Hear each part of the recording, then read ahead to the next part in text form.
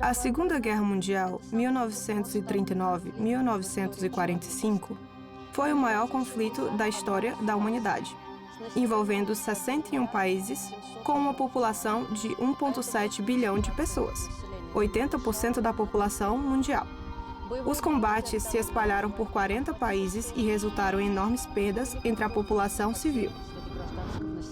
As origens do conflito, segundo o consenso entre os pesquisadores, remontam a 1918 a 1919 e a série de tratados que puseram fim à Primeira Guerra Mundial.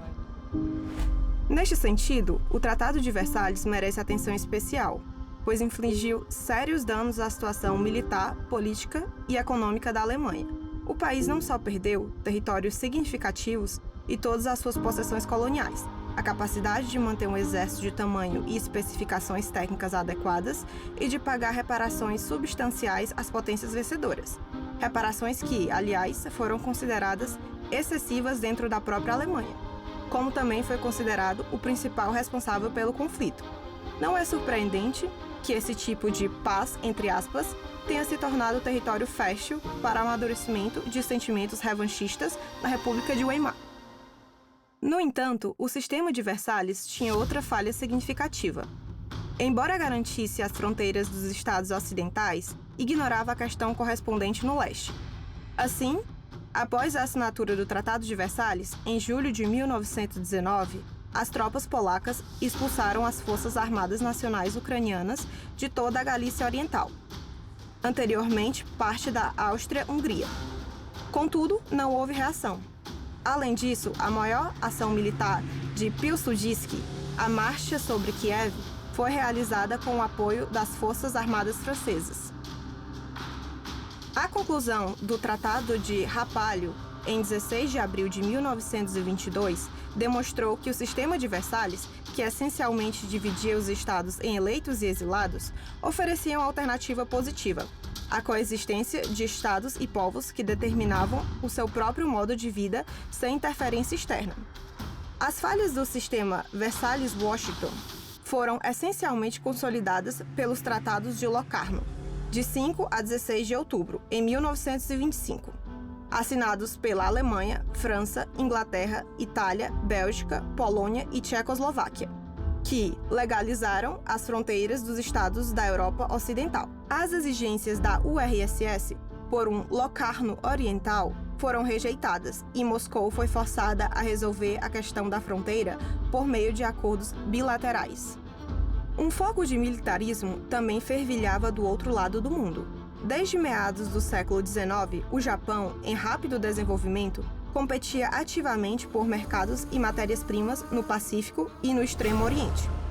A Guerra Sino-Japonesa, de 1894 a 1895, e a Guerra Russo-Japonesa, de 1904 a 1905, foram etapas nesse caminho.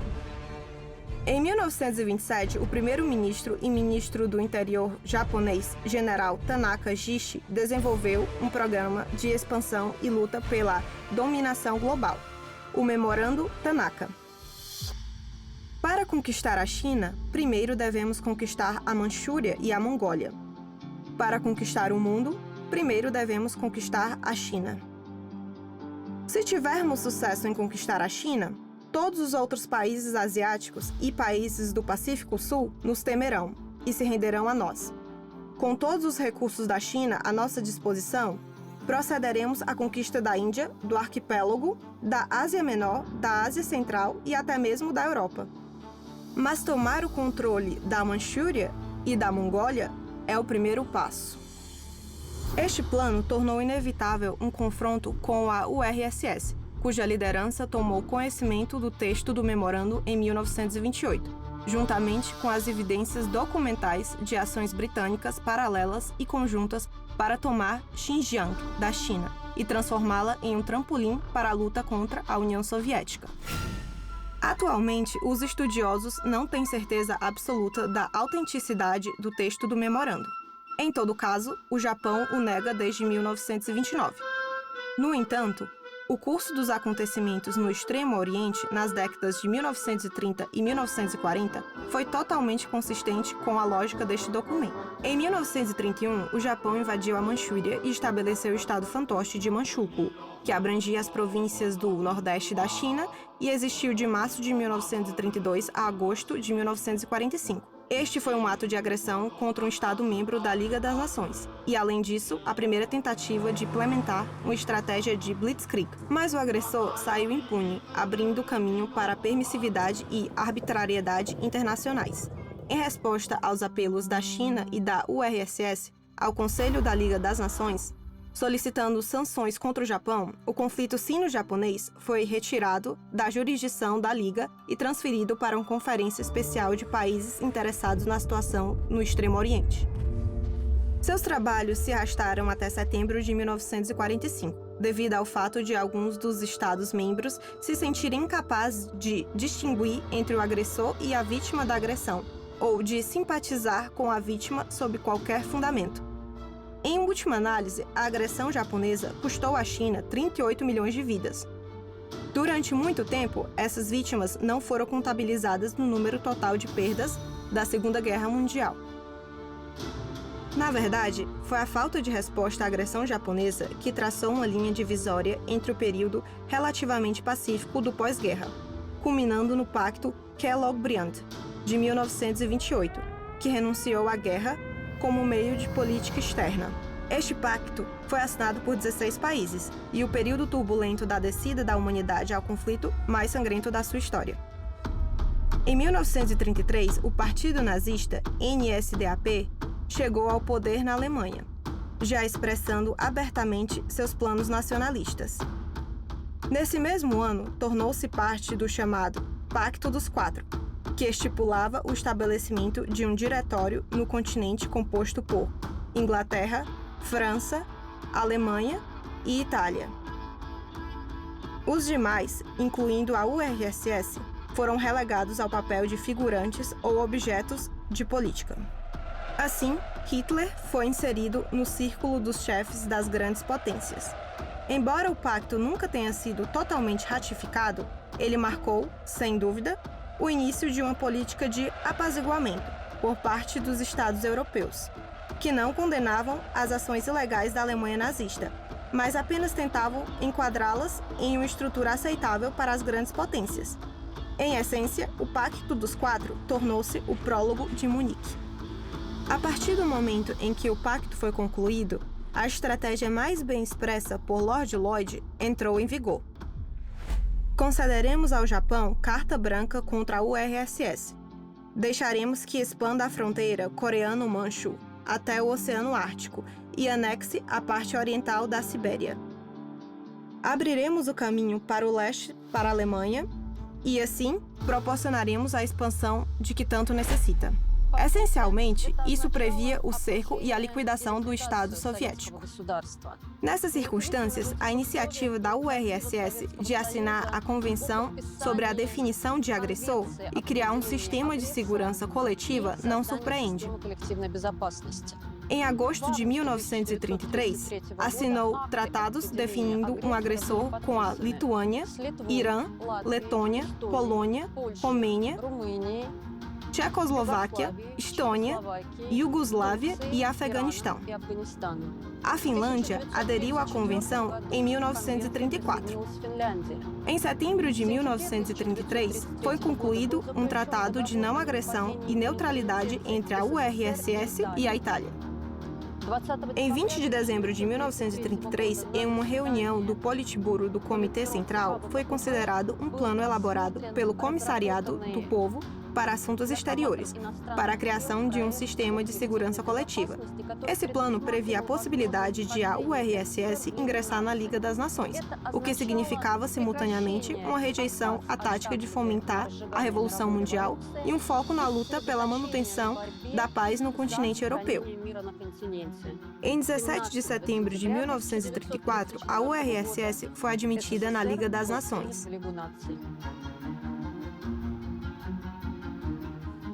As iniciativas de paz subsequentes da URSS incluíram uma proposta para um pacto oriental, que abrangeria além da URSS, a Polônia, a Tchecoslováquia, a Finlândia, a Estônia, a Letônia, a Lituânia e a Alemanha. O pacto previa assistência militar a qualquer membro sujeito à agressão e visava impedir o início de uma guerra, que poderia ocorrer principalmente por causa da Alemanha, sendo esta também a principal fonte de possível agressão. Outra proposta foi um Pacto do Pacífico, envolvendo a URSS, os Estados Unidos, a Inglaterra, os Países Baixos e o Japão. No entanto, essas iniciativas soviéticas foram rejeitadas. Em maio de 1935, a União Soviética conseguiu concluir pactos de assistência mútua em caso de agressão apenas com a França e a Tchecoslováquia. Ao mesmo tempo, ambos os países concluíram um tratado de assistência mútua entre si. Em julho e agosto de 1935, o 7º Congresso da Internacional Comunista reuniu-se em Moscou. Nele, proclamou-se um rumo para a criação de uma Frente Popular Antifascista Unificada. Essa iniciativa adquiriu particular relevância no contexto da deterioração da situação militar e política no continente europeu. Em 1935, a Alemanha nazista violou, na prática, as disposições do Tratado de Versalhes de 1919. Introduziu o serviço militar obrigatório e anunciou a criação de uma força aérea militar. Em junho de 1935, a Grã-Bretanha e a Alemanha concluíram um acordo naval que permitia à Alemanha, contrariamente ao Tratado de Versalhes, manter uma marinha equivalente a 1/3 dos navios de superfície e quase metade dos submarinos da frota britânica. A Alemanha justificou essa medida pela necessidade de controlar a bacia do Mar Báltico, e a Grã-Bretanha, na prática, reconheceu o Báltico como esfera de influência alemã. Em 3 de outubro de 1934, a Itália invadiu a Abissínia, Etiópia, e a ocupou no início de maio do ano seguinte. Em 9 de maio de 1936, o Império Italiano foi proclamado em Roma.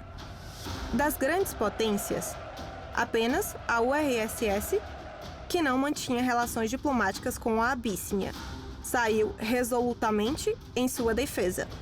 No entanto, as potências ocidentais bloquearam as propostas soviéticas de boicote ao agressor. Acreditavam que opor-se ao fascismo italiano poderia levar à ascensão de um governo comunista na Itália e uma mudança radical no equilíbrio de poder na Europa. Em 7 de março de 1936, a Alemanha nazista, em violação aos acordos de Locarno de 1925, introduziu tropas na Renânia desmilitarizada e alcançou as fronteiras da França. A França não exerceu seu direito, previsto no Tratado de Versalhes, de obrigar a Alemanha a retirar suas tropas. Em setembro de 1936, o Congresso do Partido Nazista, realizado em Nuremberg, anunciou um plano de 4 anos para preparar a Alemanha para uma grande guerra pela validade do território alemão. Em 30 de janeiro de 1937, Hitler anunciou que a Alemanha estava retirando sua assinatura do Tratado de Versalhes. Após essa declaração, uma nova guerra na Europa tornou-se inevitável. Em 25 de outubro de 1936, o Acordo de Berlim formalizou a aliança entre a Alemanha e a Itália, conhecida como o Eixo Berlim-Roma. As partes reconheceram os ganhos territoriais uma da outra, estabeleceram uma linha de conduta comum em relação aos eventos na Espanha e concordaram em delimitar esferas de penetração econômica nos Balcãs e na bacia do rio Danúbio. A formação do Eixo marcou o início de uma formação de um bloco de agressores fascistas, que se preparavam para a Segunda Guerra Mundial. Essa política foi continuada com a assinatura do Pacto Anti-Comintern pela Alemanha e pelo Japão em 25 de novembro de 1936. As partes desse acordo se comprometeram a informar-se mutuamente sobre as atividades da organização proletária revolucionária e a combatê-la. Outros estados foram aconselhados a tomar medidas defensivas no espírito do acordo ou a aderir ao pacto. O pacto visava a URSS, onde se localizava a sede da Comintern. Em 1937, a Itália fascista aderiu ao pacto. De fato, o primeiro confronto entre a URSS e as potências do eixo ocorreu na Espanha, onde o governo da Frente Popular, criado por iniciativa do Partido Comunista, chegou ao poder em fevereiro de 1936. Em julho daquele ano, uma rebelião militar fascista eclodiu no país, liderada pelo general Francis Franco, que contava com a Falange Espanhola, um partido político espanhol de direita fundado em 1933, e a maior parte do exército, até 100 mil homens. A Liga das Nações rejeitou a exigência do governo republicano de ação coletiva contra os agressores. A Alemanha e a Itália enviaram equipamentos militares, armas, oficiais e instrutores militares para apoiar os partidários de Franco. Quando isso se mostrou insuficiente, tropas regulares começaram a chegar.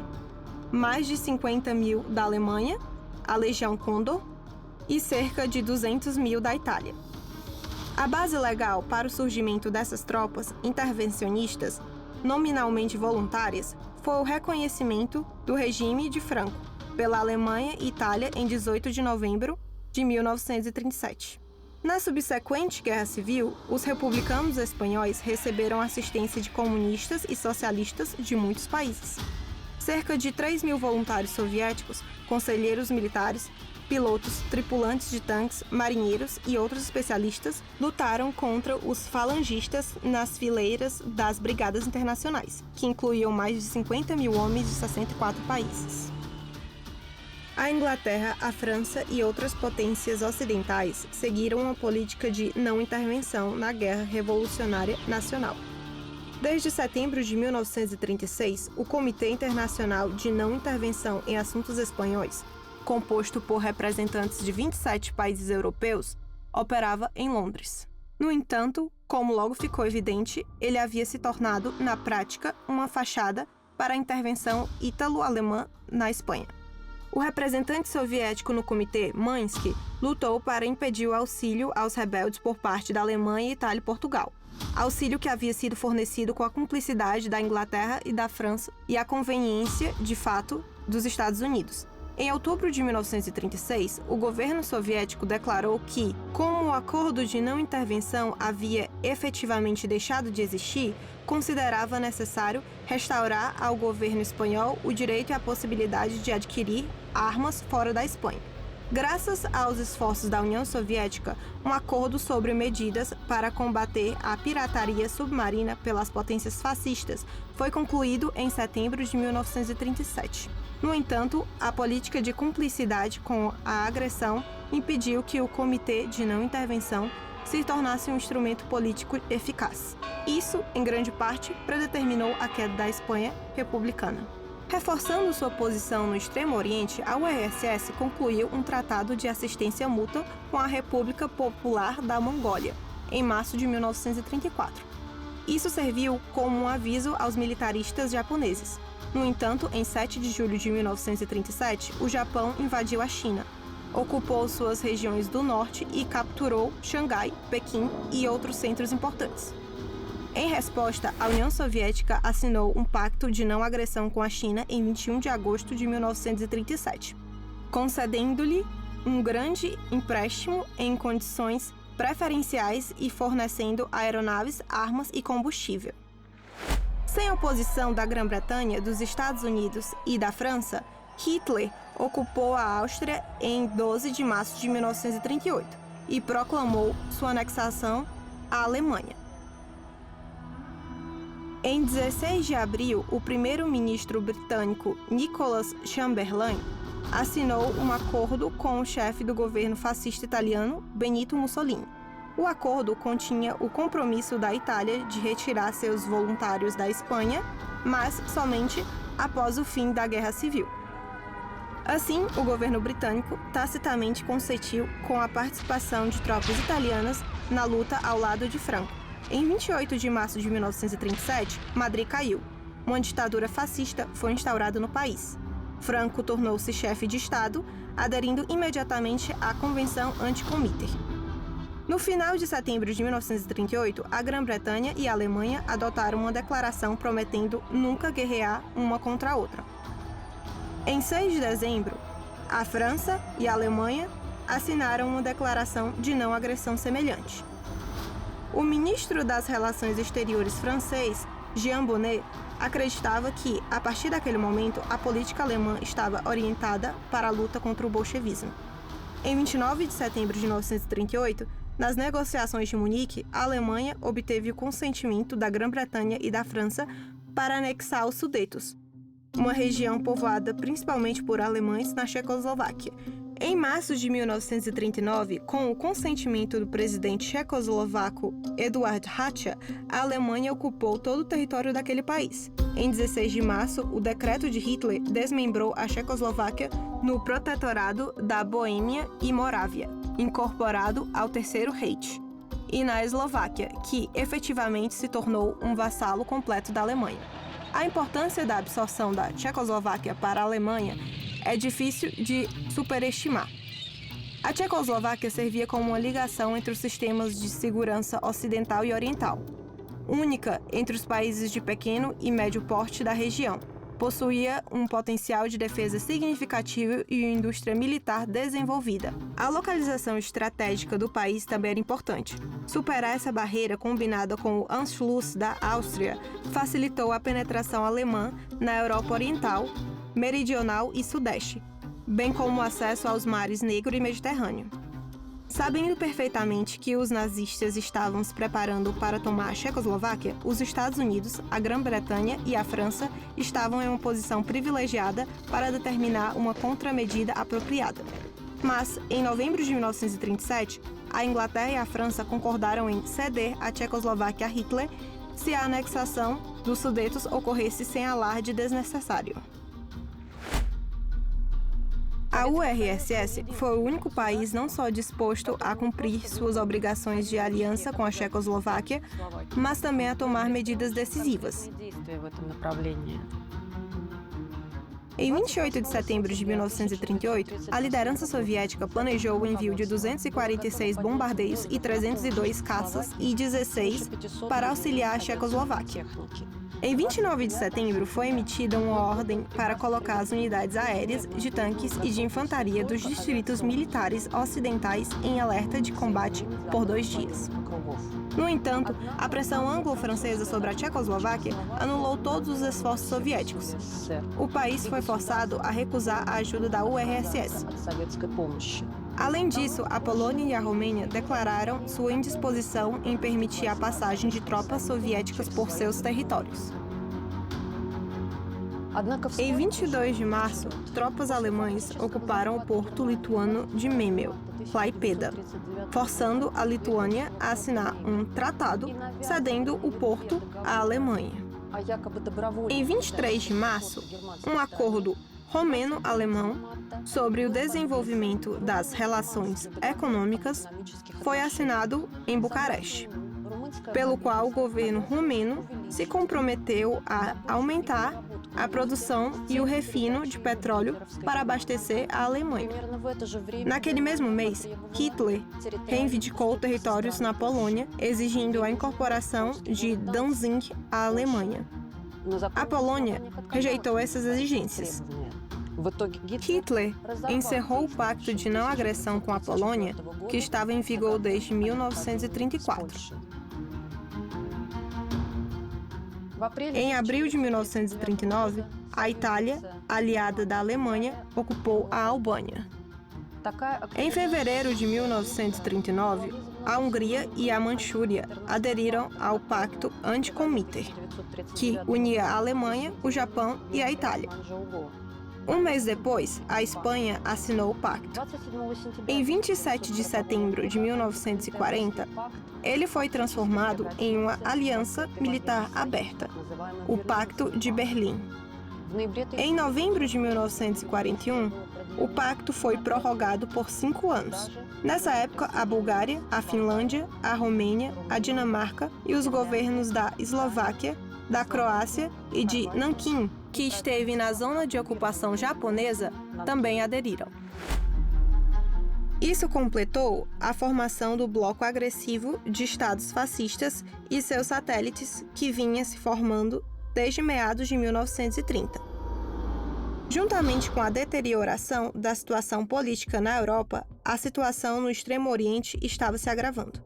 Após ocupar o norte da China, o Japão militarista prosseguiu sua guerra para conquistar todo o país em 1938. Em julho de 1938, as tropas japonesas invadiram o território soviético em Primorye, perto do lago Kazan. E em maio de 1939, atacaram a Mongólia, perto do rio Khalkhin-Gol. Tendo eliminado a ameaça dentro de suas próprias fronteiras, a União Soviética, em conformidade com o Pacto de Assistência Mútua URSS Mongólia, veio em auxílio de seu aliado. Essencialmente, a Grã-Bretanha era uma das partes envolvidas no conflito no Extremo Oriente. Por um lado, exercia pressão sobre as tensões soviético-japonesas, enquanto, por outro, tolerava as ações do Japão à China. Esta última posição foi consagrada no Acordo Anglo-Japonês de julho de 1939, que rapidamente ficou conhecido como a Munique do Extremo Oriente. Em agosto de 1939, as forças soviético-mongóis, sob o comando de Zhukov, derrotaram os invasores japoneses. O Acordo de Moscou entre o URSS, a Mongólia e o Japão, de 15 de setembro de 1939, marcou o fim do conflito. A URSS não podia ficar alheia à luta do povo chinês pela independência nacional. Do outono de 1937 até o início de 1942, quando os conselheiros e especialistas soviéticos já haviam deixado a China, em grande parte, mais de 5.000 cidadãos soviéticos trabalharam e lutaram na retaguarda e na linha de frente da luta anti-japonesa. Durante esses anos, a URSS forneceu à China 1.285 aeronaves, 1.600 peças de artilharia, 82 tanques, 1.850 tratores, um grande número de metralhadoras, rifles, munição, equipamentos de comunicação e equipamentos médicos. A URSS não abandonou a esperança de alcançar acordos construtivos de manutenção da paz na Europa. Em 17 de abril de 1939, o lado soviético propôs a conclusão de um tratado de assistência mútua e uma convenção militar com a Inglaterra e a França. Hitler, que já havia decidido se preparar para a guerra com a Polônia, procurou impedir um tratado anglo-franco-soviético e propôs que as potências ocidentais reabilitassem as ideias do Pacto dos Quatro. De jure, os governos britânico e francês optaram por negociações com a URSS. De fato, tentaram contrariar a reaproximação entre a URSS e a Alemanha. Do lado soviético, esta poderia ser facilitada pelo armamento incompleto do exército e pela ausência de um tratado de segurança coletiva na Europa. Do lado alemão, pela base de recursos insuficiente dos países europeus conquistados, num contexto de rápida expansão nazista.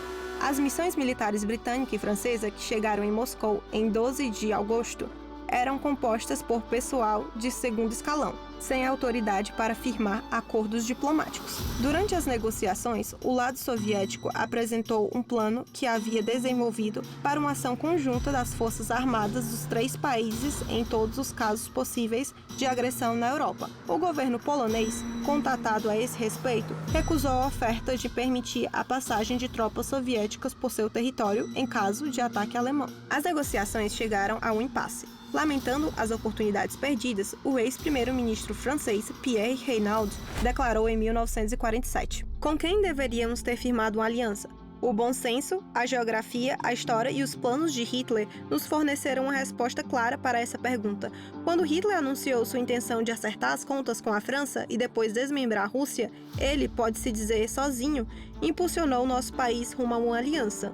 Mas talvez essa aliança, tão obviamente necessária, nos tenha sido negada? Não, ela nos foi fornecida, mas nós mesmos a rejeitamos." O fracasso das negociações anglo-franco-soviéticas em Moscou em agosto de 1939 contribuiu para o início da Segunda Guerra Mundial na Alemanha. Enquanto as negociações anglo-franco-soviéticas haviam chegado a um impasse e inúmeras propostas soviéticas para a segurança coletiva na Europa haviam sido rejeitadas, a Alemanha abordou a URSS com uma proposta para retomar a linha política que havia sido benéfica para ambos os países ao longo dos séculos passados. Diplomatas alemães receberam instruções para encenar uma nova fase rapalo nas relações germano-russas, já em meados de abril. Ao examinar os eventos que cercaram a conclusão do Pacto de Não Agressão Soviético-Alemão, raramente se lembram que maio-agosto de 1939 marcou o auge dos combates em Kharkov, onde as perdas totais em efetivos foram comparáveis aos números de mortos e feridos durante a conquista nazista da França em 1940. Assim, no auge da batalha em Kharkov, com um prognóstico mais do que incerto e na época das negociações anglo-franco-soviéticas, Londres apoiou oficialmente a política expansionista do Japão. O acordo Arita-Kraid declarava que o governo britânico reconhece plenamente a situação atual na China, onde estão ocorrendo operações militares em larga escala, e considera que, enquanto essa situação persistir, as Forças Armadas japonesas na China têm necessidades especiais para sua própria segurança e para a manutenção da ordem pública nas áreas sob seu controle. A falta de uma reação oficial de Londres à invasão da República Popular da Mongólia gerou especulações pessimistas por parte da União Soviética sobre o desejo britânico de provocar a Alemanha a atacar o URSS, que se encontrava vulnerável em um estado de guerra em duas frentes. Além disso, tornou-se amplamente conhecido o fato de que Robert Hudson, conselheiro do primeiro-ministro britânico Henry Wilson e secretário de Estado para o Comércio Internacional, havia negociado com Voltat, um oficial nazista em missão especial, em julho de 1939. Voltat recebeu documentos que delineavam um programa de ampla cooperação em assuntos políticos, militares e econômicos, aprovado, segundo Wilson, pelo próprio primeiro-ministro britânico. Ademais, os britânicos asseguraram ao Reich que, durante as negociações com a URSS, estavam interessados apenas em obter informações sobre a capacidade de combate das Forças Armadas Soviéticas. A partir do final de julho de 1939, as indagações alemãs sobre a possibilidade de chegar a um acordo político com a URSS se intensificaram. Além disso, em 7 de agosto, a liderança soviética tomou conhecimento dos planos da Alemanha de iniciar uma ação militar contra a Polônia em 25 de agosto. A guerra se aproximava e a posição da Grã-Bretanha e da França nas negociações com a URSS permaneceu inalterada.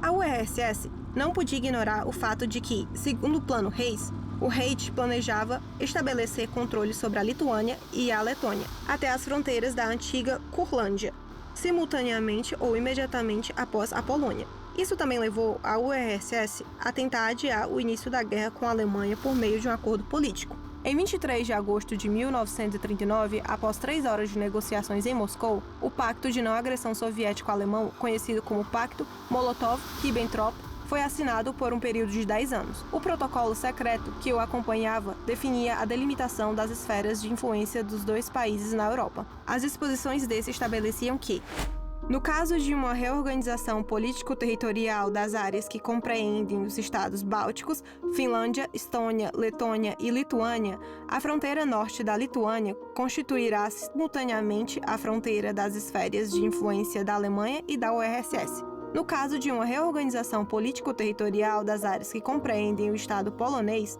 as fronteiras das esferas de influência da Alemanha e da URSS seguirão aproximadamente a linha dos rios Narev, Vístula e San. Com relação ao sudeste da Europa, o lado soviético enfatiza o interesse da URSS na Bessarábia. O lado alemão declara seu completo desinteresse político nessas áreas. Isso significava que, em caso de guerra, as tropas alemãs não invadiriam a Letônia, a Estônia, a Finlândia e a Bessarábia, e não avançariam além dos rios mencionados anteriormente na Polônia. Vale ressaltar que o pacto foi assinado depois que a Alemanha aprovou a decisão de lançar um ataque militar contra a Polônia e, portanto, não teve impacto nos eventos de 1º de setembro de 1939. Além disso, a URSS não respondeu às exigências alemãs para enviar suas tropas para as áreas do teatro de guerra que lhe foram designadas pelo protocolo secreto. Somente em 17 de setembro, 4 grupos de exércitos na frente bielorrussa e 3 grupos na frente ucraniana cruzaram a fronteira ocidental do estado para proteger as populações ucraniana e bielorrussa da guerra iminente, em meio à desorganização do Estado polonês. Curiosamente, nessas circunstâncias, os Estados Unidos se recusaram a qualificar as ações da URSS como um ato de guerra.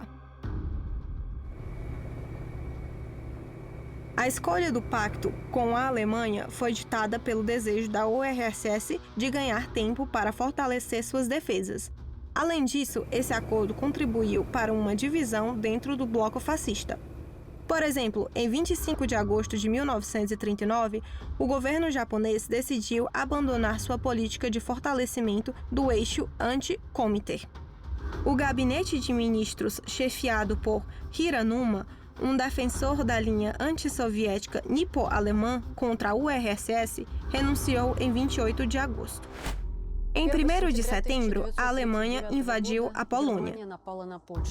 Em 3 de setembro, a Grã-Bretanha e a França declararam guerra à Alemanha.